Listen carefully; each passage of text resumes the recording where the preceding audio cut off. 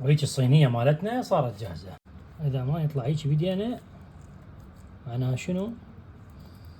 الشغلة مو تمام.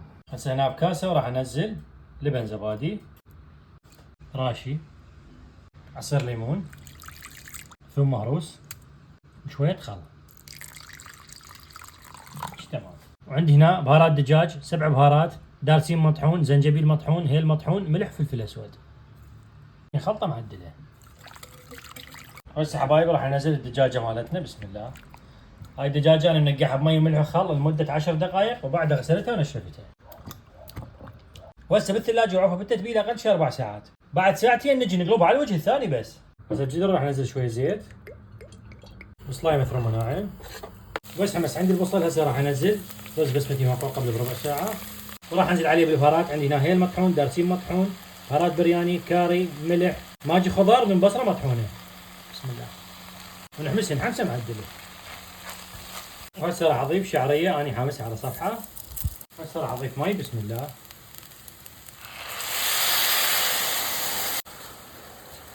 المي هيك اريد لحد ما تتمن. هسه على نار متوسطة وراح اغطيه واتركه الى ان ينشف عندي المي تماما. وهنا بعد ما نشف عندنا المي هيك تمام. بطاطا مقطعة مقلية، شوية جزر وشوية بازاليا مسلوقات، ونشغله. وجه التمن مالتنا صار جاهز. راح اشيل شوية على صفحة للحشوة، والباقي اطبقه تطبيق عادي. هاي الدجاجة مالتنا بعد ما عفناها بالتتبيلة لمدة 4 ساعات، وهسه راح نحشيها بالتمن اللي سويناه. بسم الله. وهيك تمام. حطينا شوية زبد جو الجلد يعطي فد نكهة كلش طيبة. وهسه راح نشيله وين؟ عدل قبل نخليه بتشيز حراري. بسم الله. وهيك تمام. هسه شنو؟ راح نسد التشيز.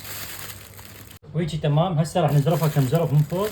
1 2 3 4. ومن جوا فد زرف، من هنا همين زرف. اهم شي نتاكد انه التشيز نسد عندنا سده معدله حتى ما يطلع منه الهواء. هسه عدل قبل على فرن محمى مسبقا على درجه حراره 200 فوق الجو لمده ساعه ونص. هاي هنا بعد مرور ساعه ونص. بسم الله.